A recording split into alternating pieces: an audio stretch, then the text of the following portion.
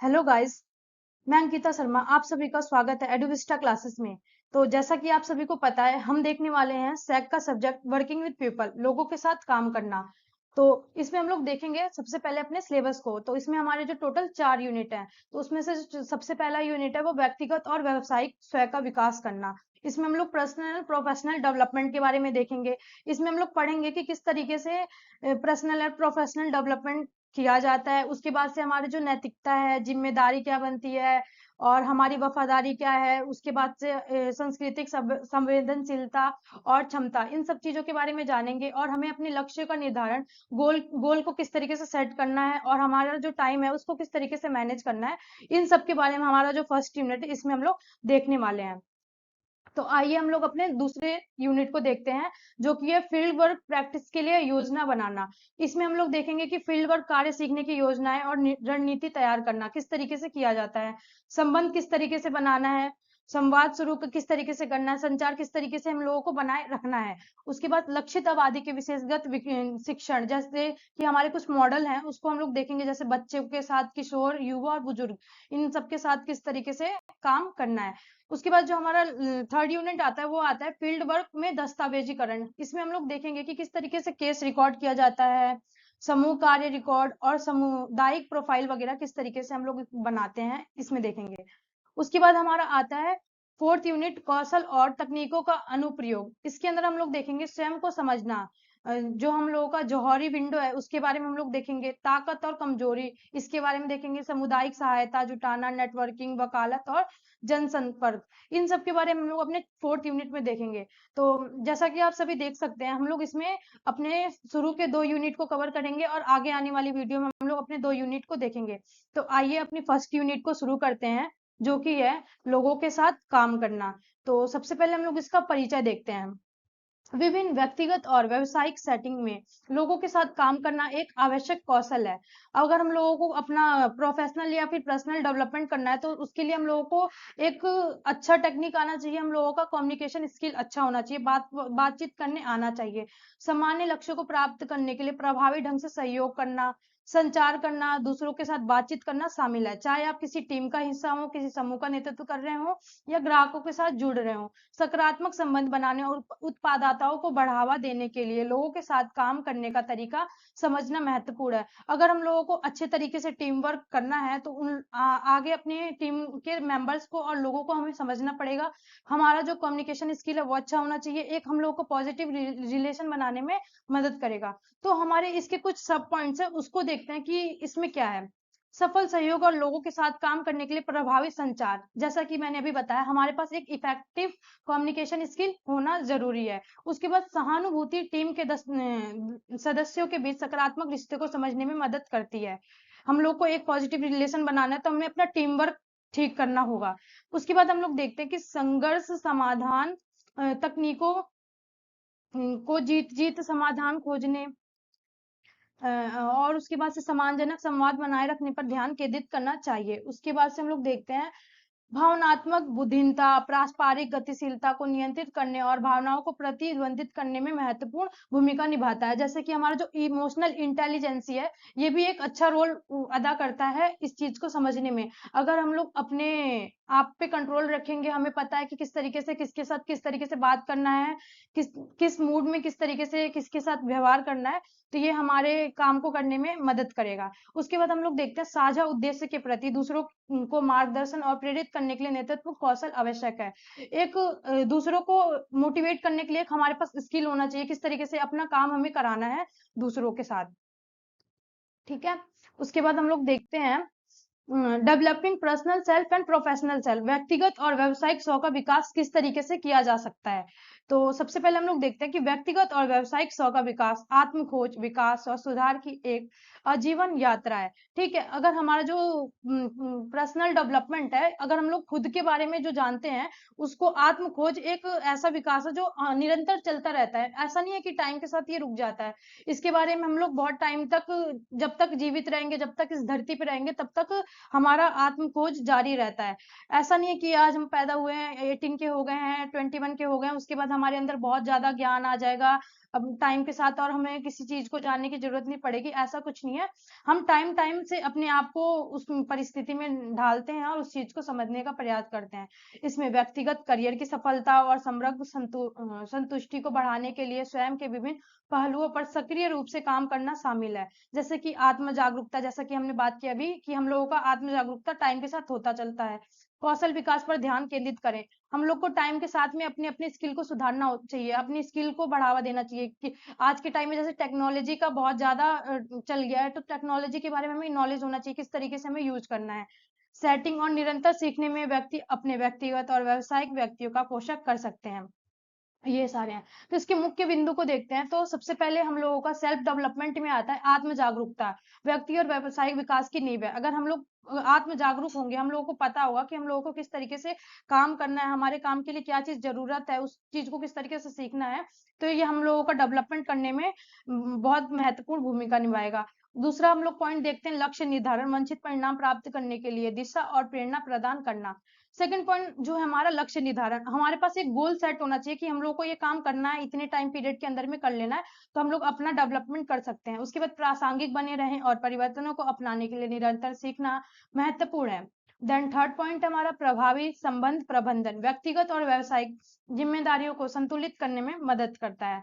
उसके बाद हम लोग देखते हैं नेटवर्किंग और संबंध निर्माण, पेशेवर विकास और अवसरों में योगदान करता है। नेटवर्किंग, अगर हम लोगों का दूसरों के साथ रिलेशन अच्छा होगा, दूसरों को हम लोग अच्छे तरीके से समझेंगे, ज्यादा लोगों के साथ हमारा संबंध अच्छा होगा, तो हमारा जो प्रोफेशनल डेवलपमेंट हो पाएगा, अपने काम को हम लोग कर पाएंगे, ज्यादा से ज्यादा हमारे पास अपॉर्चुनिटी होगी दूसरों से कि किस तरीके से काम कराना है, किस तरीके से काम लेना है। देन लास्ट पॉइंट हम लोग का चिंतनशील अभ्यास, अनुभवों को सीखने और निरंतर सुधार को बढ़ावा देता है। हम लोगों को टाइम के साथ सीखना चाहिए, किस किस चीज को सीखना है, किस चीज की हम लोगों को टाइम के साथ जरूरत है, इन सब चीजों में मदद करता है। देन हम लोग देखते हैं understanding personal self and professional self, व्यक्तिगत स्व और व्यावसायिक स्व को समझना। किस तरीके से हम लोग इसको समझेंगे? व्यक्तिगत स्व का तात्पर्य व्यक्ति की पहचान, मूल्य, विश्वासों, भावनाओं और उनके पेशेवर जीवन के बाहर समग्र कल्याण की भावनाओं से है। इसमें किसी के व्यक्तिगत जीवन, रिश्ते, शौक, रुचि और व्यक्तिगत लक्ष्य से संबंधित पहलू शामिल हो सकते हैं। ठीक है, तो हम लोगों का जो पर्सनल सेल्फ है उसको हम लोग किस तरीके से देख सकते हैं, हमारी क्या पहचान है, हम लोगों का खुद का क्या मूल्य, हम लोग किस तरीके से काम करना चाहते हैं। ठीक है, उसके बाद से भावनात्मक कल्याण, किस तरीके से हम लोग का इमोशनली हम लोग डेवलप हो पाएंगे। तो सबसे पहले हम लोग अपने फर्स्ट पॉइंट को देखते हैं, पहचान।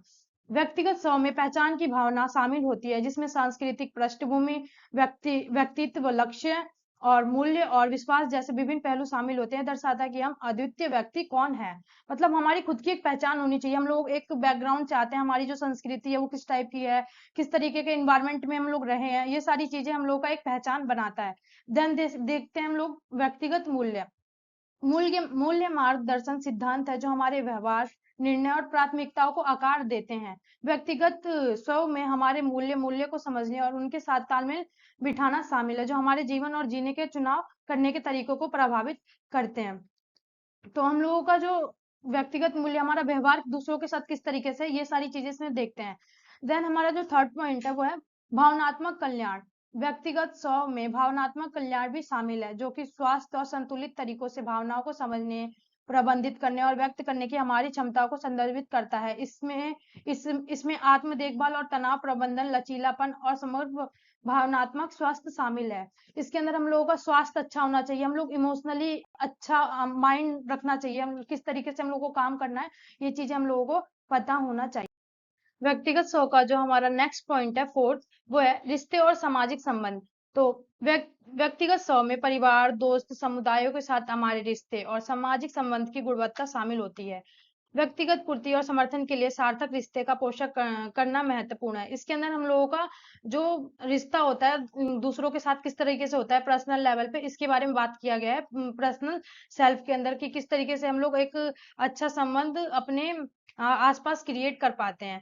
देन हमारा फिफ्थ पॉइंट है व्यक्तिगत विकास और विकास, मतलब जो हमारा पर्सनल ग्रोथ एंड डेवलपमेंट है उसके बारे में बता रहा है कि व्यक्तिगत आत्मा में विश्वास, आत्म सुधार और आत्म प्राप्ति की हमारी हिस्सा शामिल है। इसमें व्यक्तिगत लक्ष्य निर्धारण करना, जुनून और रुचि का पीछा करना और लगातार सीखना व्यक्तियों के रूप में विकसित करना शामिल है। इसका हम लोग अपना किस तरीके से ग्रोथ कर सकते हैं कि हमें पता होना चाहिए कि हम लोगों का जो सुधार है वो किस तरीके से हो सकता है। हम लोग अपने गोल को सेट करें, उसको किस तरीके से अचीव करें, उसके ऊपर हम लोगों को पूरा ध्यान देना चाहिए। उसके लिए हमारे अंदर एक रुचि होनी चाहिए। अगर हम लोगों को मान लो कल को डॉक्टर बनना है तो रुचि होना चाहिए कि हमें अच्छे तरीके से पढ़ाई करना है, उसके बारे में सीखने का जुनून होना चाहिए एक, तभी हम लोग कर सकते हैं। अब हम लोग देखते हैं प्रोफेशनल सेल्फ, पेशेवर स्व के बारे में। पेशेवर स्व का तात्पर्य उस पहचान, कौशल, दक्षता और उपाधियों से है जो किसी व्यक्तियों के काम या चुने हुए पेशे से जुड़े होती हैं। इसमें किसी के करियर, पेशेवर लक्ष्य, कार्य संबंधित कौशल, उपलब्धियों से संबंधित पहलू शामिल हैं। इसके अंदर हम लोग प्रोफेशनल सेल्फ में हम लोग देखेंगे कि किसी का करियर किस तरीके से होता है, उस करियर के अंदर उनका क्या लक्ष्य होता है, किस चीज को वो पाना चाहते हैं, उनका कार्य किस चीज तरीके से किस चीज का संबंध रखता है, इसके बारे में लोग देखेंगे। तो हमारा जो फर्स्ट पॉइंट है वो है व्यवसायिक पहचान। जो हमारा व्यवसायिक पहचान है किस तरीके से होता है वो, तो जो व्यक्ति अपने चुने हुए करियर पथ, नौकरी की भूमिकाओं और पेशेवर आकांक्षाओं के आधार पर विकसित करता है, इसमें शामिल होता है कि वे पेशे के संदर्भ में खुद को कैसे देखते हैं। मतलब अगर हम लोग का कोई प्रोफेशनल लाइफ है और अगर हम लोग उसमें काम कर रहे हैं तो हमें पता होना चाहिए कि हमारे क्या काम है, हम लोग किस तरीके से अपने आप को उसके अंदर दिखा रहे हैं। तो ये चीजें इसके अंदर शामिल है। दूसरा हम लोग देखते हैं कार्य कौशल और योग्यताएं। पेशेवर स्व में किसी के पेशे से प्रभावी ढंग से प्रदर्शन करने के लिए आवश्यक विशिष्ट कौशल, ज्ञान, दक्षताएं शामिल होती हैं। ठीक है। जो कार्य कौशल है कि हम लोगों के अंदर उस चीज के बारे में नॉलेज होना चाहिए। अगर हम लोग कोई काम कर रहे हैं तो हमारा क्या नॉलेज है उस चीज को लेके, हम लोगों का ज्ञान किस तरीके से, उसके बारे में हमारे पास स्किल क्या है, ये सारी चीजें इसके अंदर आ जाती हैं। देन थर्ड पॉइंट हम लोग देखते हैं करियर लक्ष्य और विकास। पेशेवर समय में करियर लक्ष्य निर्धारित करना, उनका पीछा करना शामिल है, जैसे कि किसी के पेशे में आगे बढ़ना, नए कौशल प्राप्त करना या नेतृत्व की भूमिका निभाना। पूर्व और ज्ञान को बढ़ाने के लिए सक्रिय रूप से पेशेवर विकास के अवसरों की तलाश करना भी शामिल है। इसके अंदर हम लोग देखते हैं कि जो हम लोगों का करियर है उसके क्या लक्ष्य है, हम लोगों का क्या गोल बना के रखा है। अगर हम लोग को प्रमोशन चाहिए तो किस तरीके से हम लोग को अपने काम को आगे करना है और प्रमोशन को लेना है, ये सारी चीजें इसके अंदर आ जाती हैं। नेक्स्ट हम लोग का फोर्थ पॉइंट आता है व्यवसायिक प्रतिष्ठा। तो जो हम लोग की व्यवसायिक प्रतिष्ठा है वो क्या है कि स्वयं में व्यक्तिगत प्रतिष्ठा शामिल है, उनके पेशेवर क्षेत्र के भीतर या प्रतिष्ठित उनके कार्यों की नीति से बनती है। योग्यताएं, विश्वसनीयताएं और जिस तरह से वे सहकर्मियों, ग्राहकों और हितधारकों के साथ बातचीत करते हैं, ये सारी चीजें आ जाती है। अगर हम लोग प्रोफेशनल लेवल पे हम लोग किस तरीके से कम्युनिकेट कर रहे हैं अपने साथियों के साथ में, ग्राहकों के साथ में, और जो भी हमारे आसपास के लोग हैं उनके साथ किस तरीके से बात करना है, तो हम लोगों की वो उस तरीके से ही हम लोग को देखा जाता है। फिफ्थ पॉइंट हम लोगों का आता है कार्य जीवन एकीकरण। पेशेवर सह में किसी के पेशेवर और व्यक्तिगत जीवन के बीच संतुलन हासिल करना भी शामिल है, जिसमें जिम्मेदारियों का प्रबंधन करना, सीमाएं निर्धारित करना और सुनिश्चित करना शामिल है कि व्यक्तिगत और पेशेवर प्राथमिकताएं संरेखित हो। मतलब हम लोगों का personal life and professional life है उसको अलग करके रखना है, उसके लिए टाइम को मैनेज करना है कि इसको इतना टाइम देना है, पर्सनल लाइफ में इतना टाइम देना है। ऐसा भी नहीं है कि दोनों के बीच में एक संतुलन बना के रखना, ये चीजें हैं। तो यही बता रहा है लास्ट में कि यह ध्यान रखना महत्वपूर्ण है कि व्यक्तिगत स्व और पेशेवर स्व आपस में जुड़े हुए हैं और समृद्ध कल्याण और सफलताओं के लिए दोनों के बीच में संतुलन बनाना महत्वपूर्ण है। उसके बाद हम लोग देखते हैं अपना नेक्स्ट टॉपिक प्रोफेशनल इथिक्स, जिसके अंदर हम लोग रिस्पॉन्सिबिलिटी, अकाउंटेबिलिटी, लॉयल्टी, ये कमिटमेंट वगैरह के बारे में देखेंगे कि जैसे कि हम लोगों का व्यवसायिक नैतिकता क्या है, जिम्मेदारी, जवाबदेही, वफादारी, प्रतिद्वंदिता, संस्कृति, संवेदनशीलता और क्षमता, ये सारी चीजें क्या है। तो व्यवसायिक नैतिकता उन नैतिकता सिद्धांतों और मानकों को संदर्भित करती हैं जो पेशेवर संदर्भ में व्यक्तियों के आचरण और व्यवहार का मार्गदर्शन करते हैं। काम के क्षेत्र में पेशे के कुछ नैतिक मूल्यों की जिम्मेदारी और जवाबदेही व्यवहारों का प्रदर्शन करने की अपेक्षा की जाती है। इसके अतिरिक्त उन्हें अपनी अंतरात्मा और निर्णय लेने की प्रक्रिया में वफादारी, प्रतिद्वंदिता, संस्कृति, संवेदनशीलता, क्षमताएं प्रदर्शित करने के लिए प्रोत्साहित किया जाता है। जो हम लोगों का प्रोफेशनल लाइफ है उसके अंदर हम लोगों को कुछ नैतिक मूल्यों को फॉलो करना पड़ता है, उसके अंदर हम लोगों को नैतिक बनना पड़ता है, उस चीज के लिए जिम्मेदार होना पड़ता है। अगर कोई काम कर रहे हैं तो उसको पूरी जिम्मेदारी के साथ करना होता है। अगर कोई काम कर रहे हैं तो उसके लिए हम लोगों को जवाबदेही बनना पड़ता है, अकाउंटेबल बनना पड़ता है। अगर कोई काम कर रहे हैं तो उसके लिए हम लोगों को जवाब देना पड़ता है कि काम किस तरीके से हो रहा है, कब होगा, किस तरीके से होगा। एक कमिटमेंट करना होता है। जैसे कि अगर हम लोग किसी पोस्ट पे हैं, कोई काम कर रहा है, तो एक कमिटमेंट के थ्रू जाएंगे, नहीं कि 2 महीने 4 महीने के लिए जा रहे हैं और बस अपना काम कर लिया निकल गया, ऐसा नहीं है। एक कमिटमेंट बना के रखना होता है, उसके कल्चरल सेंसिटिविटी को देखना होता है, ठीक है। और उसके बाद में हमारी क्या क्षमता है, इन सब चीजों को देखते हुए हम लोगों को अपने काम को करना होता है। तो इसके हम लोग प्रमुख बिंदु को देखेंगे, जो कि इस प्रकार है। फर्स्ट हमारा उत्तरदायित्व। पेशेवर नैतिकता में उत्तरदायित्व में किसी के कार्यों का स्वामित्व लेना शामिल है, जिसके अंदर पहला आ जाता है जिम्मेदारी। पेशेवर नैतिकता में जिम्मेदारी में किसी के कार्य, निर्णय और उनमें उत्पन्न होने वाली परिणामों का स्वामित्व लेना शामिल है। प्रोफेशनल से अपेक्षा पूरी की जाती है कि वो एक जिम्मेदार व्यक्ति बने। वो कोई काम करे तो उसको पूरी जिम्मेदारी के साथ करें, जैसे कि ग्राहकों, सहकर्मियों और व्यापक समुदाय पर उनके काम के प्रभाव को ध्यान में रखते हुए वे अपने कर्तव्य और दायित्वों को पूरी लगन से करें। मतलब उनको ध्यान रखना चाहिए कि जो ग्राहक है उनकी क्या डिमांड है, उनके जो साथ में काम कर रहे हैं उनको किस तरीके से साथ में लेके चलना है। तो ये सब उनका एक उत्तरदायित्व बनता है ये करने का। नेक्स्ट पॉइंट हम लोग देखते हैं, जवाबदेही। तो हम लोग का जो प्रोफेशनल इथिक्स है उसके अंदर हम लोग देखते हैं सेकंड पॉइंट, जवाबदेही। जवाबदेही से तात्पर्य है पेशेवर की अपने कार्यों के लिए जिम्मेदार स्वीकार करने और परिणामों के लिए जवाबदेही होने की इच्छा से है। पेशेवर से अपेक्षा की जाती है कि वे पारदर्शिता, सत्यनिष्ठा और आवश्यकता पड़ने पर अपने निर्णय और कार्यों को समझने, उचित ठहराने की क्षमताओं को प्रदर्शित करें। मतलब वो जवाबदेह रहे, ठीक है, अकाउंटेबल रहे, किसी चीज को सत्यनिष्ठा के साथ करें, ऑनेस्टी के साथ करें, अपने कर्तव्य के प्रति वफादार रहें। प्लस देखो अब थर्ड पॉइंट हम लोग का यही आ गया कि वफादारी। पेशेवर नैतिकता में वफादारी में किसी के संगठन, ग्राहकों या हितधारकों के हितों के प्रति वफादार, भरोसेमंद और प्रतिबद्धता होना शामिल है। पेशेवर को उन लोगों की भलाई और उद्देश्य की प्राथमिकता देनी चाहिए जिनके वे सेवा करते हैं। गोपनीयता बनाए रखना चाहिए और हितों के टकराव से बचना चाहिए। एक वफादारी करके रखनी चाहिए। अगर हम लोग कहीं काम कर रहे हैं तो उसको उसके प्रति हम लोगों को वफादार होना चाहिए, उसके प्रति उसके लिए हम लोग को सोचना चाहिए। अगर कोई चीज है तो उसको बाहर नहीं लीक होने देना चाहिए, अपने तक ही उसको सीमित रखना चाहिए। फोर्थ पॉइंट हम लोग का प्रतिबद्धता आ गया। प्रतिबद्धता में पेशेवर में अपने काम, ग्राहकों और पेशेवर विकास के प्रति समर्पण और दृढ़ता को प्रदर्शित करते हैं। पेशेवर से अपेक्षा की जाती है कि वे मजबूत कार्य नीति प्रदर्शित करें, दायित्वों को पूरा करें और उच्च गुणवत्ता वाले परिणाम देने के लिए अतिरिक्त प्रयास करें, ठीक है। देन हम लोग का फिफ्थ पॉइंट आ जाता है सांस्कृतिक संवेदनशीलता। इसके अंदर हम लोग देखते हैं कि मूल्य और प्रथाओं के बारे में जागरूकता और समझ को संदर्भित करती है। पेशेवर की सांस्कृतिक मतभेद को सम्मान करना चाहिए और उन्हें अपनाना चाहिए। भेदभाव से बचना चाहिए और अपनी बुद्धि और निर्णय की प्रक्रिया को समावेशी को बढ़ावा देना चाहिए। अगर हम लोग कहीं काम कर रहे हैं तो हम लोग को कोई भेदभाव किसी के साथ नहीं करना चाहिए, अपने अकॉर्डिंग चलना चाहिए और दूसरों की बातों को भी सुनना चाहिए और उनको ध्यान में रखना चाहिए।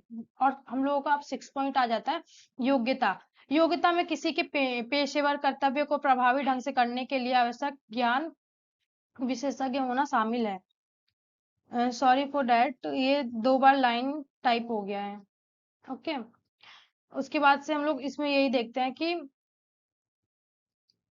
किसी के पेशेवर कर्तव्य और प्रभावी ढंग से करने के लिए आवश्यक ज्ञान, कौशल और विशेषज्ञता का होना जरूरी है। पेशेवर से अपेक्षा की जाती है कि वे अपने ज्ञान को लगातार विकसित करें, अध्ययन करें और उच्च गुणवत्ता वाली सेवाएं प्रदान करने के लिए उद्योग के सुझाव और सर्वोत्तम प्रथाओं की अवलोकन करें। मतलब हमारे अंदर एक योग्यता होना चाहिए, और योग्यता यानी कि अगर हम लोग को उस चीज के बारे में नॉलेज है तो उसी चीज के ऊपर हम लोग रुक जाएंगे।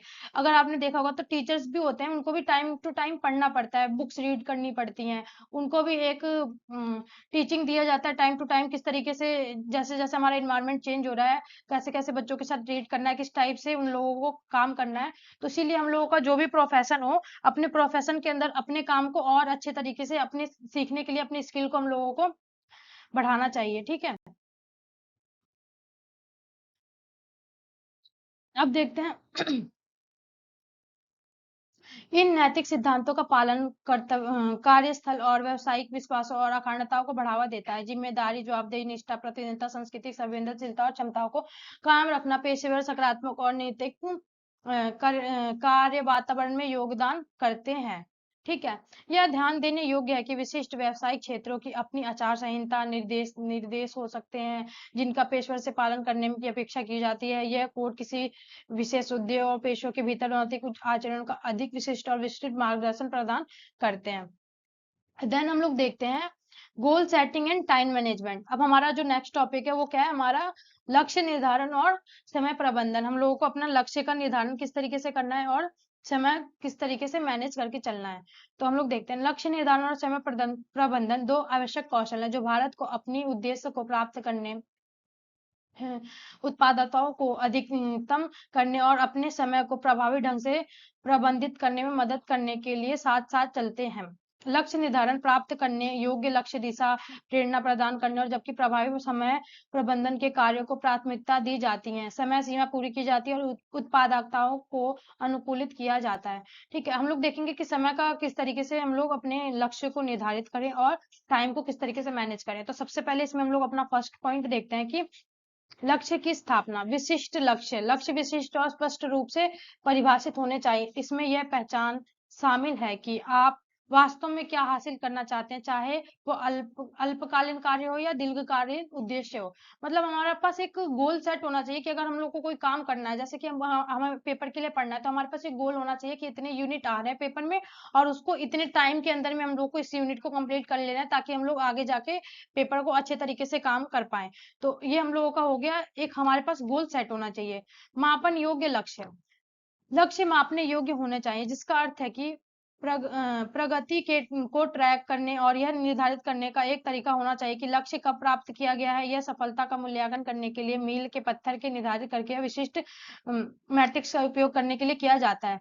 मतलब हमने कोई अपना गोल रखा है, तो उस गोल को हमने सेट तो कर दिया है, लेकिन उसको हम लोगों को टाइम के साथ मेजर भी करना चाहिए, उसको मापते रहना चाहिए कि जैसे अगर मैंने सोच लिया इतने यूनिट कंप्लीट करने हैं, तो ये तो मेरे को पता चल गया इतने टाइम के अंदर इस यूनिट को मेरे को कंप्लीट करना है और मेरा 2 दिन बाद पेपर है। बट उसको हम लोग अच्छे तरीके से कैसे कर सकते हैं, अगर मैं उस यूनिट को करके याद करके कहीं पे लिख के देखूं, हाँ मेरे को ये चीजें अच्छे तरीके से आ रही हैं, तो इस तरीके से हमें पता चल जाता है कि हाँ हम ये वाला काम अच्छे तरीके से कर सकते हैं, ये वाली यूनिट मेरी अच्छे से कंप्लीट हो गई। देन हम लोग अपना थर्ड पॉइंट देखते हैं, पर्याप्त लक्ष्य। यथावादी और पर्याप्त होने चाहिए। लक्ष्य निर्धारित करते समय उपलब्ध संसाधनों, कौशल और सीमाओं पर विचार करना महत्वपूर्ण है, ताकि यह सुनिश्चित किया जा सके कि वे पहुंच के भीतर हैं। अगर हम लोगों को अपने लक्ष्य को प्राप्त करना है, तो उसके अंदर हम लोगों को अपना संसाधन को भी ध्यान में रखना चाहिए, हमारे पास स्किल क्या है उसको ध्यान में रखना चाहिए। उसके बाद अपने लक्ष्य को प्राप्त करना चाहिए कि हाँ ठीक है। उसके बाद से हम लोग देखते हैं फोर्थ पॉइंट, हम लोग का प्रासंगिक लक्ष्य। लक्ष्य आपके समग्र उद्देश्य के लिए प्रासंगिक होने चाहिए, चाहे वे आपकी व्यक्तिगत आकांक्षाओं, व्यवसायिक विकास या संगठन लक्ष्यों के साथ रेखांकित हों। यह सुनिश्चित करता है कि आपके प्रयास केंद्रित और सार्थक हैं। देन हम लोगों को आता है समय बंधक लक्ष्य। लक्ष्यों की एक विशिष्ट समय सीमा या समय सीमा होना चाहिए। समय सीमा निर्धारित करने के लिए तब तात्कालिकता की भावना पैदा होना चाहिए और पदानुसार कार्यों की प्राथमिकता देने में मदद करती है। अगर हम लोगों को कोई काम करना है और उसका लक्ष्य हमने निर्धारित कर लिया, तो उसका हम लोगों को टाइम भी एक सेट करके रखना चाहिए कि हाँ इतने टाइम के अंदर हम लोग को ये कर लेना है। नहीं तो फिर हम लोगों का माइंड आज के टाइम में बहुत डिस्ट्रैक्ट होता है, कभी कोई फोन चलाने लगेगा, कभी कुछ करने लगेंगे। तो उस चीज के लिए हम लोगों को अपना एक मैनेज करके रखना है कि इस टाइम के अंदर हम लोग को ये काम करना है। अब हम लोगों का लास्ट टॉपिक आता है टाइम मैनेजमेंट, समय प्रबंधन। हम लोग को अपने टाइम को किस तरीके से मैनेज करना है। तो इसके अंदर सबसे पहले ये प्राथमिकताएं, अपने कार्यों को उनके महत्व और तात्कालिकताओं के आधार पर पहचानें। समय सीमा, महत्व और अपनी समग्र लक्ष्यों के उनके प्रभाव को प्राथमिकता दें। हम लोग का जो काम है उसको अपनी प्राथमिकताओं पे रखना चाहिए। मान लो कि मेरे को पेपर है, मेरे को पढ़ना है, बट साथ में मेरे को ऐसा है कि नहीं ये वाला कुछ शो आ रहा है, मेरे को वो शो भी देखना है, आज ही लॉन्च हुआ है। तो ऐसा भी नहीं करना है, हम लोग को पहले जो काम इंपॉर्टेंट है उसको उसको प्राथमिकता देनी है कि फर्स्ट टाइम पे पहले इस चीज को मेरे को कंप्लीट करना है, देन दूसरे काम को मेरे को देखना है। तो यही है। सेकंड हम लोग का योजना बनाना। बड़े कार्यों को छोटे प्रबंधीय चरणों में विभाजित करके अपने समय की प्रभावी ढंग से योजना बनाए। प्रत्येक कार्य के लिए समय आवंटित करने के लिए एक शेड्यूल कार्य सूची बनाना और सुनिश्चित करें कि आपके पास अपने दिए और सप्ताह के लिए एक स्पष्ट रोड मैप है। जैसे कि हम लोग देखते हैं, हम लोगों का स्कूल के टाइम में एक टाइम टेबल बना होता है कि इस टाइम के अंदर में हम लोग को ये करना है, इस टाइम पे ये वाला पीरियड लगेगा, इस टाइम पे ये वाला सब्जेक्ट पढ़ेंगे। इसी तरीके से हम लोगों को एक प्लानिंग करके रखना है कि मेरे को कोई काम करना है तो किस तरीके से इस काम को करना है, किस टाइम के अंदर करना है। ये हमारा समय टाइम मैनेज करने में एक अच्छा भूमिका निभाता है। उसके बाद हम लोग देखते हैं टामल टोल से बचना। मतलब वही चीजें आ गया कि हम लोग सोचते हैं कि नहीं आज नहीं कर लिया, आज नहीं कर पाए तो चलो कल कर लेंगे, परसों कर लेंगे, ऐसा नहीं करना है। हम लोगों को उस चीज से बचना है, ठीक है। टामल टोल से समय बर्बाद होता है और तनाव बढ़ सकता है, जैसे कि चुनौतीपूर्ण या कम आशा के कार्यों को पहले निपटाने और प्रयास करें और उन्हें कम बोझित बनाने के लिए छोटे अधिक प्रबंधनों भागों में विभाजित करें। देखो, टामल टोल से बचना चाहिए, नहीं ऐसा नहीं सोचना चाहिए कि आज नहीं कर पा रहे चलो कल कर लेते हैं, तो अगर कल पे उस चीज को छोड़ देते हैं तो और हमारे अंदर तनाव बढ़ जाता है, उस चीज को लेके हम लोग और ज्यादा स्ट्रेस में आ जाते हैं कि अब कैसे होगा। तो अपने काम को हम लोगों को टाइम के अंदर ही कर लेना चाहिए। फोर्थ पॉइंट हम लोगों का आता है फोकस और एकाग्रता। वि- विकर्षणों को कम करें और ध्यान और एकाग्रता के लिए अनुकूलित वातावरण बनाएं। सूचनाएं बंद करें, एक शांत जगह ढूंढें और फोकस बनाए रखने के लिए प्रोमोडोरो तकनीक ब्रेक के साथ छोटे विस्फोटों के काम करना का उपयोग करें। मतलब एक फोकस और एकाग्रता के लिए एक टेक्निक आती है कि मतलब थोड़े टाइम पढ़ लिए, 1 घंटा पढ़ लिया, फिर 5 मिनट 10 मिनट का ब्रेक ले लिया, थोड़ा सा घूम लिए, टहल लिए या कुछ कर लिए। इस तरीके से करते करते हम लोग का फोकस भी बना रहता है और टाइम के साथ हम लोग अपने काम को कंप्लीट भी कर पाते हैं। हम लोगों का आता है फिफ्थ पॉइंट, परियोजन और आउस इन कार्यों की पहचान करें जिन्हें प्रयोजित किया जा सकता है और आउटसोर्सिंग का संभव है कि कार्य को सौंपने से आप अधिक महत्वपूर्ण उत्तरदायियों के लिए समय खाली कर सकते हैं जिन्हें अन्य लोगों के से कौशल के विकसित कर सकते हैं। अब लास्ट पॉइंट हम लोग देखते हैं लचीलापन, अनुकरणशीलता। ठीक है, अप्रत्याशित कार्य और प्राथमिकता आने पर अपने शेड्यूल या योजनाओं को अनुकूलित करने के लिए लचीले और शिशु रहें, परिवर्तन को अपनाएं और उसके अनुसार ही अपने समय प्रबंधन रणनीति को समायोजित करें। अब देखते हैं हम लोग लास्ट में कंक्लूजन क्या आता है कि प्रभावी लक्ष्य निर्धारण और समय प्रबंधन तकनीकों के संयोजन में व्यक्ति अपनी उत्पादकता बढ़ा सकते हैं, अपने उद्देश्यों की दिशा में काम कर सकते हैं और बेहतर कार्य जीवन संतुलन प्राप्त कर सकते हैं। यह सुनिश्चित करने के लिए कि वे प्रासंगिक बने रहें, अपने लक्ष्य और समय प्रबंधन रणनीति को पुनः मूल्यांकन करते रहना चाहिए। अब हम लोग देखेंगे अपने यूनिट 2 को, फील्ड कार्य अभ्यास के लिए योजना बनाना। अगर हम लोग को कोई फील्ड वर्क करना है उसके लिए भी हम लोग को एक प्लानिंग की जरूरत पड़ती है। ठीक है, तो हम लोगों का इसके अंदर जो टॉपिक्स है वो है सफल क्षेत्रीय कार्य अभ्यास के लिए योजना बनाना। अगर हम लोगों को किसी काम को सफल बनाना है उसके अभ्यास के लिए भी हम लोगों को एक प्लानिंग की जरूरत पड़ती है। रणनीति शिक्षा योजना सुरक्षित और प्रभावी शिक्षा अनुभव सुनिश्चित करती है। ठीक है, एक हम लोगों को रणनीति के थ्रू चलना चाहिए। विषयगत मॉडल लक्ष्य समूहों की विशिष्ट आवश्यकताओं को पूरा करने में मदद करता है। एक विशेषगत मॉड्यूल हम देखेंगे, हम लोग इसके अंदर हम लोग शिक्षा, बच्चे, बूढ़े, इनके बारे में हम लोग जानेंगे। समुदाय के बीच में संबंध बनाना और प्रभावी संचार आवश्यक है। समुदाय के बीच में हम लोग को संबंध बनाने के लिए एक अच्छा इफेक्टिव कम्युनिकेशन होना हमारे पास जरूरी है। उसके बाद से हमारा पॉइंट आता है नैतिक विचार क्षेत्र के कार्य अभ्यास के पेशेवर आचरण का मार्गदर्शन करते हैं। ठीक है, अब उसके जो हमारे फर्स्ट यूनिट का जो फर्स्ट टॉपिक है वो फील्ड वर्क लर्निंग योजनाएं और रणनीति की तैयारी किस तरीके से की जाती है। एक सफल और प्रभावी फील्ड कार्य अनुभव सुनिश्चित करने के लिए फील्ड कार्य सीखने की योजनाएं और रणनीति तैयार करना एक महत्वपूर्ण कदम है। अगर हम लोग को कोई फील्ड वर्क कार्य करना है तो उसके लिए हमारे पास एक अच्छा प्रैक्टिस होना चाहिए, उसके लिए एक अलग प्लानिंग होनी चाहिए और उसका एक स्ट्रेटेजी हमारे पास होना चाहिए। ये योजनाएं रणनीति सीखने के उद्देश्य को प्राप्त करती है। इससे हम लोग अपनी स्ट्रेटेजी के थ्रू हम लोग इस स्किल को सीख सकते हैं। सामुदायिक आवश्यकताओं को संबोधित करने और क्षेत्र कार्य अभ्यासों को सीखने की क्षमताओं को अधिकतम करने के लिए संरक्षित रूपरेखा प्रदान करती हैं। फील्ड कार्य सीखने की योजनाएं और रणनीति तैयार करते समय विचार करने योग्य मुख्य चरण यहाँ दिए गए हैं। हम लोग देखेंगे कि जो फील्ड का हम लोग का कार्य है उसके लिए कौन सा प्लानिंग हम लोग को करना चाहिए, किस तरीके का स्ट्रेटेजी बनाना चाहिए जिसके थ्रू हम लोग अपने फील्ड वर्क को अच्छे से कर पाएंगे। तो सबसे पहले सीखने के उद्देश्य को परिभाषित किया गया इसके अंदर। ठीक है, स्पष्ट रूप से उन विशिष्ट शिक्षक उद्देश्यों को पहचान करें जिन पे आप क्षेत्र के कार्य अनुभव के माध्यम से प्राप्त करना चाहते हैं। ठीक है, हम लोग को उस चीज के बारे में पता होना चाहिए जिसके बारे में हम लोग उसके जानना चाहते हैं। ठीक है, ये उद्देश्य क्षेत्र कार्य परियोजनाओं के समग्र लक्ष्य और अनुरूप होने चाहिए। उनके उनके अकॉर्डिंग हम लोगों को अपना गोल सेट करके रखना है कि जिसके जिसके लिए हम लोग काम करेंगे। ठीक है, उस लक्षित आबादी या समुदाय के लिए प्रासंगिक होने चाहिए जिनके साथ आप काम करेंगे, जिसके साथ हम लोग काम करेंगे उसके अकॉर्डिंग भी ये सारी चीजें होनी चाहिए। हम लोग का सेकंड पॉइंट है आवश्यकताओं का आकलन करना। ठीक है, समुदाय या उससे जुड़े लक्ष्य समुदाय की जरूरतों और जरूरतों का आकलन करें। इसमें साक्षरता सर्वेक्षण और आयोजित करना चाहिए। उनकी चुनौतियां, शक्ति और विशेष सीख के बारे में जानकारी एकत्रित करना शामिल हो सकता है। ठीक है, अब हम लोगों को देखना चाहिए, सर्वे करना चाहिए। ठीक है, कौन किस तरीके से काम कर सकता है उसके लिए एक अच्छे से योजना को बनाना चाहिए, उसकी क्या चुनौतियां हैं, उसके क्या हम लोग के प्लस पॉइंट्स हैं, इन सबको हम लोगों को ध्यान में रखना चाहिए। थर्ड पॉइंट आता है, एक व्यापक योजना विकसित करें।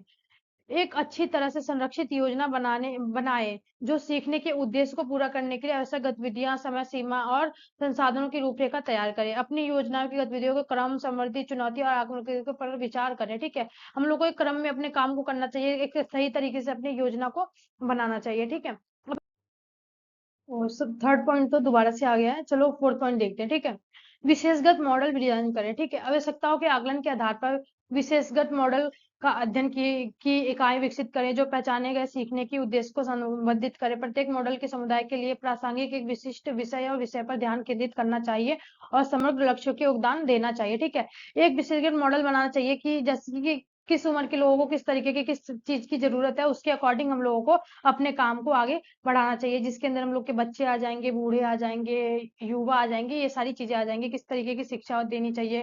ठीक है, अब देखते हैं पांचवा पॉइंट, सीखने की रणनीति और तरीके चुने।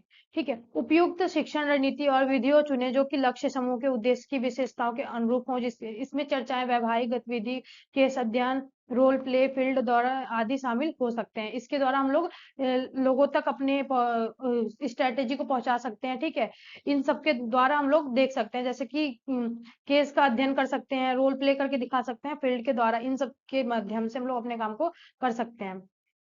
हम लोग का फिर सिक्स्थ पॉइंट है, चिंतनशील अभ्यास शामिल करें। पूरे क्षेत्र कार्य अनुभव के चिंतनशील अभ्यास को प्रोत्साहित करें। छात्रों को अपने अनुभव पर विचार करने, सीखने का आलोचनात्मक विश्लेषण करें और सिद्धांतों के अभ्यास से जोड़ने के अवसर प्रदान करें। चिंतन से पत्रिकाओं, समूहों, चर्चाओं या पर्यवेक्षकों के साथ नियमित चेक इन की सुविधा मिल सकती है। ठीक है, अब हम लोग आगे देखते हैं। 7 पॉइंट में हम लोग देख सकते हैं कि प्रगति की निगरानी और मूल्यांकन करें। रणनीतियों को प्रभावशीलताओं का आकलन करने और आवश्यक समायोजन करने के लिए छात्रों, समुदायों के सदस्य और पर्यवेक्षकों के फील्ड वर्क लर्निंग योजनाओं की प्रगति को नियमित निगरानी और मूल्यांकन करें। साथ साथ में हम लोगों को निगरानी भी रखनी है और देखते रहना है कि हम लोग किस तरीके से काम कर रहे हैं और कितना सही वो काम जा रहा है। ठीक है, पालक सामुदायिक सहभागिता, सीखने की प्रक्रिया में सामुदायिक भागीदारी और भागीदारी में महत्वपूर्ण जोर दें। छात्रों के समुदाय के सदस्यों के साथ बातचीत और सहयोग करें, स्वामित्व की भावनाओं को बढ़ावा दें और सामुदायिक सशक्तिकरण को बढ़ावा देने के अवसर पर पैदा करें। ठीक है, हम लोगों को सबको साथ लेके चलना है, देखना है किस तरीके से उस काम को करना है, सबका एकीकरण करते हुए। ठीक है, नेक्स्ट पॉइंट हम लोग का आता है, नैतिक विचारों को शामिल करें। सुनिश्चित करें कि नैतिक विचारों को सीखने की योजनाएं और रणनीति में एकीकरण किया गया। इसमें सूचित सूचित सह समिति प्राप्त करें, गोपनीयता और गोपनीयता का सम्मान करना शामिल है और संस्कृति, संवेदनशीलता और विविधताओं के प्रति सचेत रहना है। ठीक है, नैतिक विचारों को भी देखते हुए चलना है। ठीक है, जिसका जो भी अपना संस्कृति है उसको भी ध्यान में रखते हुए चलना है, ये नहीं कि एक ही के ऊपर हम लोग ध्यान दे रहे हैं। ठीक है, अब हम लोगों का जो 10th पॉइंट है वो सतत सीखने और सुधारों को बढ़ावा देना है। पूरे क्षेत्र में चल रही शिक्षा और सुधार को प्रोत्साहित करें, परिणाम को बढ़ावा देने और उभरती चुनौतियों का समाधान करने के लिए एक प्रक्रिया, प्रवीण और अनुकूल की संस्कृति को बढ़ावा दें। ये सारी चीजें अब आती हैं। अब हम लोग देखेंगे नेक्स्ट टॉपिक, तालमेल बनाना, संवाद शुरू करना और संचार कायम रखना। इन सब चीजों के बारे में हम लोग जानेंगे। किसी समुदाय या फील्ड कार्य सेटिंग में काम करते समय संबंध बनाना, संवाद शुरू करना और संचार बनाए रखना आवश्यक कौशल है। यह कौशल विश्वास स्थापित करें, सार्थक संबंध बनाने और समुदाय के सदस्यों के साथ प्रभावी संचार को बढ़ावा देने में मदद करती है। यहाँ विचार करने योग्य कुछ प्रमुख बिंदु दिए गए हैं। ठीक है, हम लोगों को कोई काम करना है तो उसके लिए हम लोग को तालमेल बना के रखना पड़ेगा, अपने इफेक्टिव कम्युनिकेशन को रखना पड़ेगा और किस तरीके से हम लोग को अपना काम करना है उसके बारे में ध्यान देना पड़ेगा। तो सबसे पहला पॉइंट हम लोगों का है संवाद बनाना। समुदाय के सदस्य के प्रति वास्तविक रुचि और सम्मान दिखाएं, खुले दिमाग और गैर निर्णयात्मक रवैये के साथ बातचीत करें। ठीक है, जो समुदाय है उसके प्रति क्या बोलते हैं, रुचि दिखाएं, उसको भी सम्मान दें। ठीक है, और उसको भी एक प्राथमिकता दे ताकि वो आगे बात करने में सही रहे। ठीक है, समुदाय के सदस्य को सक्रिय रूप से सुने और उनके अनुभव, भावनाओं और दृष्टिकोण पर विचार करें, सहानुभूति प्रदर्शित करें। ठीक है, किसी से बात करते हैं तो उसकी बातों को सुने, उनकी भावनाओं को ध्यान में रखें और उसके बातों को ध्यान से सुन के उसके ऊपर अपनी प्रतिक्रिया को दें। ध्यान और समझ व्यक्त करने के लिए मौखिक और गैर मौखिक संकेतों का प्रयोग करें। ठीक है, अगर हम लोगों को अपने तरफ उनको ध्यान दिलाना है तो एक उनको आई कांटेक्ट के थ्रू बात कर सकते हैं। ठीक है, उनको हाथों के थ्रू, अपने फेशियल एक्सप्रेशन के थ्रू उनको अपने ऊपर ध्यान दिला सकते हैं। ठीक है, संपर्क बनाए रखें, सिर हिलाना और मुस्कुराना, ये सारी चीजें इसके अंदर शामिल है। संबंध और तालमेल की भावना पैदा करने के लिए सामान्य आधार और साझा रुचि खोजें। ठीक है, एक जैसा दोनों का एक दूसरे से रुचि रहे। ठीक है, एक दूसरे की बातें मिलती जुलती रहें, तभी आगे तक बात बन पाएगी और अच्छे से हम लोग एक रिलेशन को बिल्ड कर पाएंगे। पंथ का प्रदर्शन करने के लिए सांस्कृतिक मानदंडों, प्रथाओं को, परंपराओं का सम्मान करें। ठीक है, अच्छे से बात बताने के लिए उनके भी संस्कृति का और अपने भी दोनों की संस्कृति का ध्यान में रखना अनिवार्य है। सेकंड पॉइंट देखते हैं, संवाद आरंभ करना। पहला तो हमने एक अच्छा रिलेशन बना लिया, उसके साथ में अब दूसरा पॉइंट हम लोग का संवाद आरंभ करना, किस तरीके से हम उससे बात करते हैं। समुदाय के सदस्यों से मैत्रीपूर्ण और सुलभ व्यवहार के साथ संपर्क करें। ठीक है, हमने उससे अच्छा रिलेशन बना लिया, उसके बाद उससे अच्छे तरीके से एक फ्रेंडशिप के उससे बात करें और उनको कंफर्टेबल फील कराएं। अपना अपना और अपने काम के उद्देश्यों का स्पष्ट और संक्षेप में तरीके का परिचय दें। समुदाय के सदस्यों में मैत्रीपूर्ण और सुलभ व्यवहार के साथ संपर्क करें। अपना और अपने काम के उद्देश्य को स्पष्ट और संरक्षित तरीकों से परिचय दे। ठीक है, अपने बारे में और अपने काम के बारे में उनको अच्छे तरीके से बताएं ताकि वो भी आगे समझ पाए। समुदाय के सदस्यों को अपने अनुभवों, जरूरतों, आकांक्षाओं साझा करने के लिए प्रोत्साहित करने के लिए उनके लिए ओपन एंडेड प्रश्नों का उपयोग करें। ठीक है, उनके सामने से प्रश्न को लाएं और उनसे प्रश्न करें। इससे गहरी बातचीत को बढ़ावा देने में मदद मिलती है और उनके दृष्टिकोण को बेहतर ढंग से समझने में भी मदद मिलती है। उसके बाद देखते हैं, एक सुरक्षित और समावेशी वातावरण बनाएं जहां समुदाय के सदस्य अपने विचार और चिंताओं को व्यक्त करने में सहज महसूस कर सकें। ठीक है, अब हम लोग देखते हैं, धैर्य रखें और मौन या विराम की अनुमति दें, क्योंकि कुछ व्यक्तियों की प्रतिक्रिया देने से पहले अपने विचार को प्रतिबंधित और इकट्ठा करने के लिए समय की आवश्यकता होती है। अपनी बात को पूरा कर लिया, अपनी बातों को, अपने पॉइंट ऑफ व्यू को रख दिया, उसकी बात को सुनने के लिए थोड़ा सा अपने आप को पॉज रखें और ध्यान से सुने कि वो क्या कहना चाहता है। कुछ लोग होते हैं जो पहले पूरा बात सुन लेते हैं, उसके बाद उसको प्रोसेस करते हैं और फिर आराम से उसके ऊपर अपनी प्रतिक्रिया देते हैं, तो इस चीज का हमें इंतजार करना चाहिए। इससे एक अच्छा संवाद हो सकता है। अब देखो, सतत संचार करना चाहिए। वक्ता पर पूरा ध्यान देकर आंखों से संपर्क बनाए रखना और ध्यान भटकने से बचाकर सक्रिय रूप से सुनने का अभ्यास करें। ठीक है, ऐसा नहीं है कि हम लोग किसी को सुन रहे हैं तो कहीं और देख रहे हैं और उसकी बातों को सुन रहे हैं, इस तरीके से उसको अच्छा फील नहीं होगा, उसके पास नेगेटिव वाइब जाएगी। तो इससे अच्छा है कि आप उसको एक पॉजिटिव तरीके से लें और उसकी बातों को ध्यान से सुने और आई कांटेक्ट बना के रखें। समझ और जुड़ाव दिखाने के लिए मौखिक और गैर मौखिक संकेतों का उपयोग करें, जैसे कि सिर हिलाना, मुख्य बिंदुओं को संरक्षित करना और प्रश्न पूछना। ठीक है, हम लोग किसी से बात कर रहे हैं तो साथ साथ में उसकी बातों का भी ध्यान रखें, उससे कुछ क्वेश्चन करते रहें साथ साथ में। ठीक है, अपनी संचार शैली के प्रति सचेत रहें और इसे सांस्कृतिक संदर्भ और समुदाय के सदस्यों की प्राथमिकताओं को अनुरूप ढालें। स्पष्ट और संरक्षित भाषा का उपयोग करें। ठीक है, सिंपल सी लैंग्वेज का यूज करें, उसके सामने ऐसे कॉम्प्लेक्स सी बात ना करें कि भाई उसको समझ से ऊपर ही चले जाए। ऐसे शब्द जाल या तकनीकी शब्दों से बचें जो समुदाय के अपरिचित हो सकते हैं। ऐसा बात नहीं करना कि भाई सामने वाले को समझ नहीं आ रहा और हम बस बोले जा रहे हैं। ठीक है, उसके बाद जो हमारा लास्ट पॉइंट आता है, अपने संचार के उत्तरदायित्व और पर पर रहे, समुदाय के सदस्यों के प्रश्नों और चिंताओं के समय पर स्वीकार करें और संबोधित करते रहें। अब हम लोग अपना फोर्थ पॉइंट देखेंगे,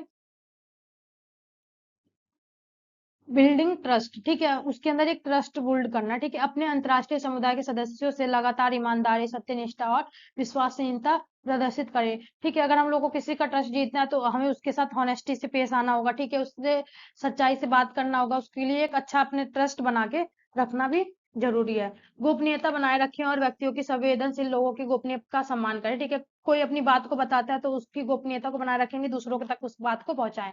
समुदाय के सदस्यों के साथ बातचीत की लगातार ईमानदारी, सत्यनिष्ठा और विश्वसनीयता को प्रदर्शित करें।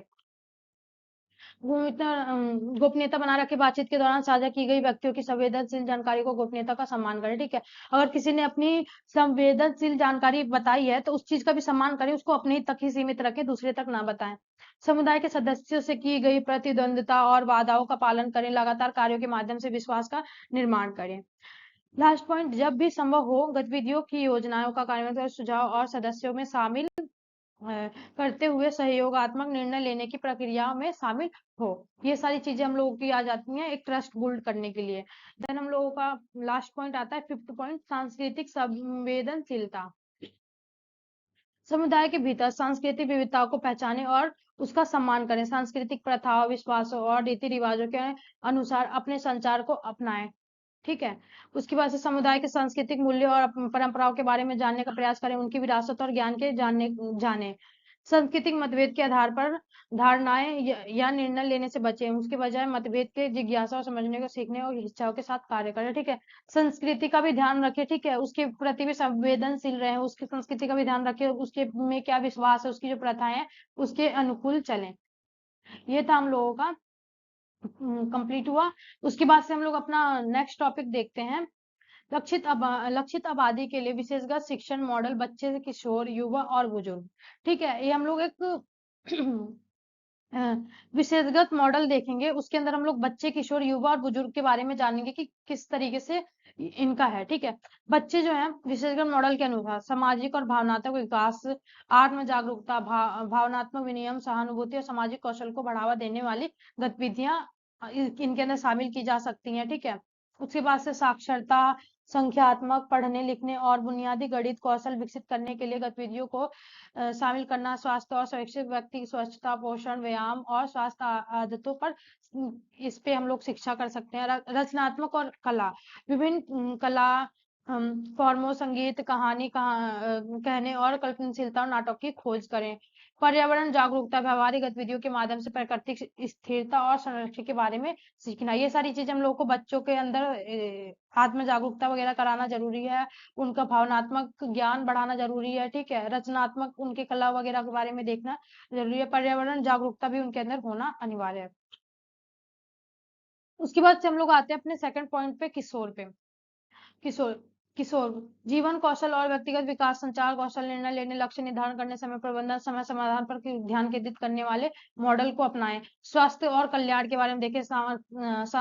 शारीरिक और मानसिक स्वास्थ्य पर शिक्षा, जिसमें तनाव, संबंध, रिश्ते, मदद, ये सारी चीजें आ जाती है, इस पे ध्यान दें। करियर अन्वेषण पे ध्यान दें। नागरिक जुड़ाव और सामाजिक न्याय जागरूकताओं को बढ़ावा देने वाली गतिविधियों के बारे में ध्यान दें। मुद्दे, सामुदायिक भागीदारी और सकारात्मक सीएच की वकालत करें। डिजिटल साक्षरता और मीडिया साक्षरता, नेटवर्किंग करने के लिए रेपो, इंटरनेट उपयोग महत्वपूर्ण, इन सब चीजों को साक्षरता पर ध्यान केंद्रित करने वाले मॉडल को अपनाएं। ये सारी चीजें किशोर के लिए बताई गई है कि किशोर के लिए किस तरीके से काम को किया जा सकता है। ठीक है। अब हम लोग अपने लास्ट पॉइंट पे आते हैं, थर्ड पॉइंट पे आते हैं, युवा पे। नेतृत्व और टीम वर्क, नेतृत्व कौशल, निर्माण, संचार और संघर्ष समाधान को बढ़ावा देने वाली गतिविधियां हैं। वित्तीय साक्षरता, युवाओं को बचत करने के बारे में शिक्षित करने वाली मॉडल, व्यक्तिगत और व्यवसायिक विकास, लक्ष्य निर्धारण, करियर योजनाएं, बायोडाटा लेखन, नौकरी के लिए साक्षरता कौशल और नेटवर्किंग पर ध्यान केंद्रित करने वाले मॉडल अपनाएं। सामुदायिक सेवा, स्वयं सेवा, सामुदायिक सेवा परियोजनाओं में युवाओं को शामिल करना, सामाजिक जिम्मेदारी और प्रोत्साहित करना और सामाजिक मुद्दों के बारे में जागरूकता पैदा करना जरूरी है। सांस्कृतिक विविधता और वैश्विक नागरिकता समझ को बढ़ावा देने के विविधताओं को अपनाने और वैश्विक को प्रोत्साहित करने वाले मॉडल को अपनाएं। अब हम लोग लास्ट देखते हैं। अब हम लोग लास्ट पॉइंट अपना फोर्थ देख सकते हैं, बुजुर्ग के बारे में। स्वास्थ्य और कल्याण, व्यायाम, विश्राम, तकनीकी स्मृति वृद्धि और पोषण सहित शारीरिक और मानसिक कल्याण को बढ़ावा देने वाली गतिविधियां करानी चाहिए बुजुर्गों के लिए। जीवन परिवर्तन और शान से बुढ़ापा, सेवानिवृत्ति योजनाएं, परिवर्तन से निपटने, सामाजिक संबंध बनाए रखना और उद्देश्य खोजने जैसे विषयों पर संबंधित करने वाले मॉडल को अपनाना चाहिए। प्रौद्योगिक और डिजिटल कौशल, प्रौद्योगिक उपकरणों का उपयोग, इंटरनेट सुरक्षा और संचार, मनोरंजन और शिक्षा, सीखने के लिए ऑनलाइन संसाधनों तक पहुंच पर शिक्षा, ये सारी चीजें होनी चाहिए। अंतर पीढ़ित गतिविधियां, पीढ़ी के अंतर और आपसी समझ को काटने के लिए बुजुर्गों और अन्य पीढ़ियों के बीच बातचीत को प्रोत्साहित करने वाले मॉडल को अपनाना चाहिए। विरासत और स्मरण, कहानी कहने, पेशेवर व्यक्तिगत इतिहास और ज्ञान के अनुभव को प्रदान करने वाली गतिविधियां करनी चाहिए। ये सारी चीजें हम लोग बुजुर्ग के लिए देखते हैं। तो बेसिकली जो हम लोगों का ये जो वर्किंग विद पीपल है, लोगों के साथ काम करना, तो इसके अंदर हम लोग मेनली इन दोनों टॉपिक में हम दोनों यूनिट में हमने यही देखा है कि कैसे personal and professional self development किया जा सकता है। और जो हम लोगों का सेकंड यूनिट है planning for field work and practice, इसके अंदर हमने देखा कि किस तरीके से हम लोग अपने फील्ड वर्क के लिए किस तरीके से प्लानिंग करेंगे, किस तरीके का स्ट्रेटेजी बनाएंगे जिससे कि हम लोग अपने काम को सही ढंग से कर सकते हैं। ठीक है, तो इसके अंदर हमने यही देखा कि किस तरीके से अपने टाइम को मैनेज करना है और उसके बाद से अपने लक्ष्य को, अपने गोल को किस तरीके से निर्धारित करना है। मेनली इन सब चीजों के बारे में पढ़ा है, इसी के बारे में आएगा पेपर में और आप लोग इसके बारे में अच्छे से पढ़ के चले जाना। वीडियो का स्क्रीनशॉट ले लेना एंड पढ़ लेना। All the best for your exam and